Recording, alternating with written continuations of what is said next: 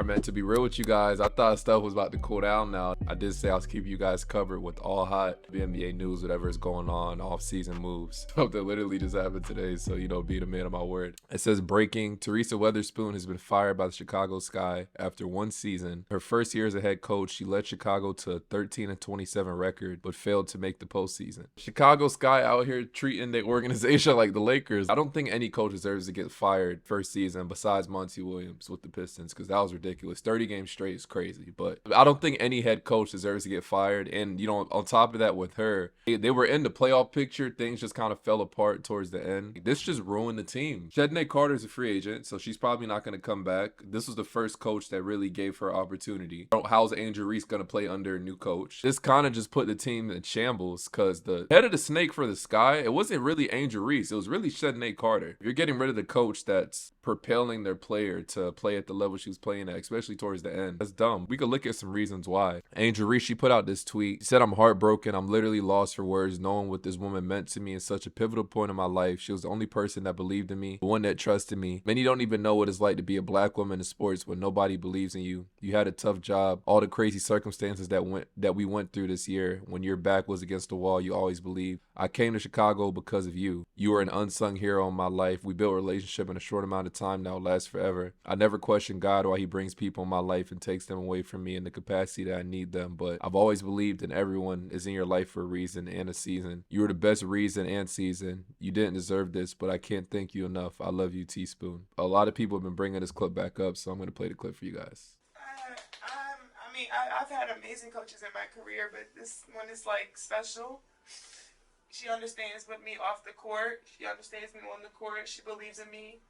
Shots that I take that she wants me to take, she believes in me that I may not believe in myself. So being able to come to the league and feel at home, being able to be here. I remember sitting on the computer and talking to her when I was going through the process of the draft process, and I was like, "Please, God, let me go to Chicago. Like, please, I don't care where I drop to, let me go to Chicago." Because when you know that feeling, when you know somebody loves you and believes in you, not just as a basketball player, but as a human being, it's special. And just coming from her, like, I'm away from home. My mom believes that I'm okay away from home. So it's family here, and I just feel I'm blessed to have Coach.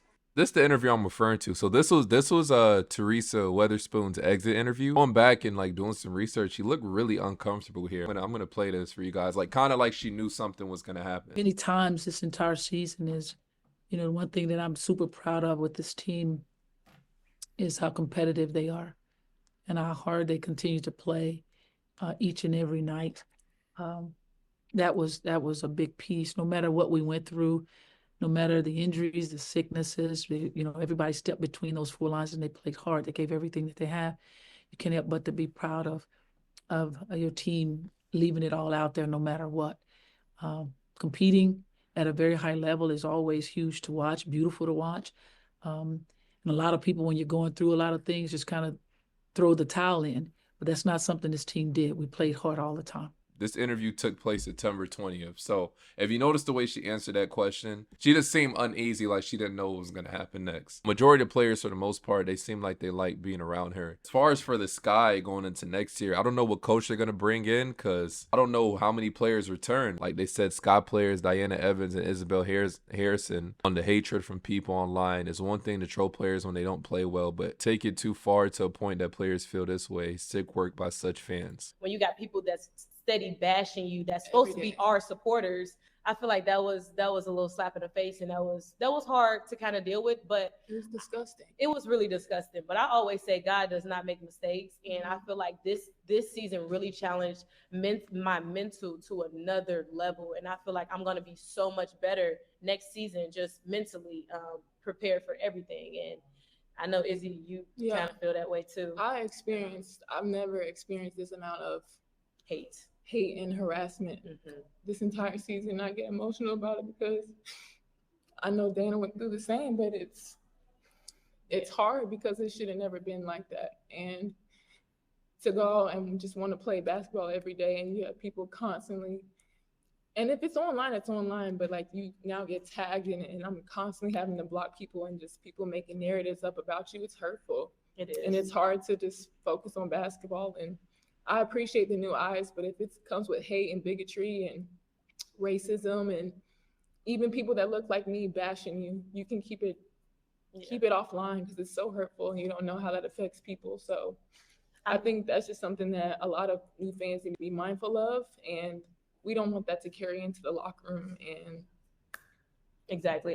And to piggyback on that is, I'm gonna say, especially for the people that support the Sky, if you're gonna support the Sky, support the Sky. You know what I'm saying? I feel like that was a big issue, and like, I mean, it messes with your mental. I don't care how good you are or what's going on. You're gonna see stuff, you're gonna read stuff, but it made you a lot better. You learn from it, you grow from it, you just stay away from it, because it's like, I'm not gonna attach that to my name, but there was just so many times that was just a factor and it shouldn't have been, and it's just disappointing that was the case.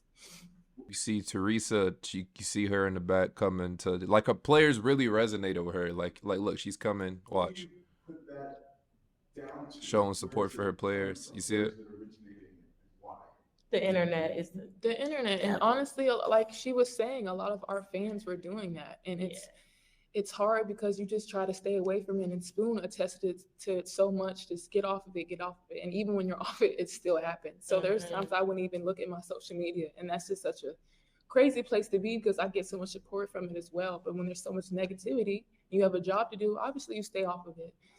And it's just like people just run and go with narratives, and it's just so detrimental to a team's success. You just have to block it out, and like we said, continue to do a job, but it's hard when it's like every single day. That firing is really going to affect the players. I'm curious to see how the players react to, the firing, and then who comes back and how the team looks next year, or the coach that they bring in next year. This is why I want people to understand, like, a coach can really make or break you, because if the next coach the Chicago Sky bring in, let's say for example the coach is more of a Camilla fan than Angel Reese fan, either you like Angel Reese or not, she had a great rookie season, but I think a lot of people are expecting her to take that next jump. Now, the next head coach they bring in, this person might side with, you know what? I don't really like Angel Reese. I like Camilla. We know Weatherspoon's going to give Angel Reese those opportunities to be herself. Now, if you bring another coach in, maybe he just doesn't like Angel Reese's play style, or doesn't fit how he or she wants to coach the team. She might take a step back in her development, even though she put in the work during the offseason to work on layups. That's what people have been saying on Twitter, work on layups, her jump shot, or maybe her handle. And she might not be able to show it because the coach that's coming in, he just doesn't think she fits the system that he's putting out there. Like you saw, Rickea Jackson didn't really start getting out there till towards like the latter half of the season. You know what I'm saying? I felt like she was a really underrated rookie, but we didn't really hear about her till later. Every rookie had their struggles over the course of the season. A big person that plays a role in that is the coach. Well, Angel Reese, she's going to have a new coach. We don't know how this coach is going to be. This coach can either make or break her. This coach might be the reason that we don't hear about her anymore. as far as like hooping, or might be the reason she goes to a completely different level. There's no in between.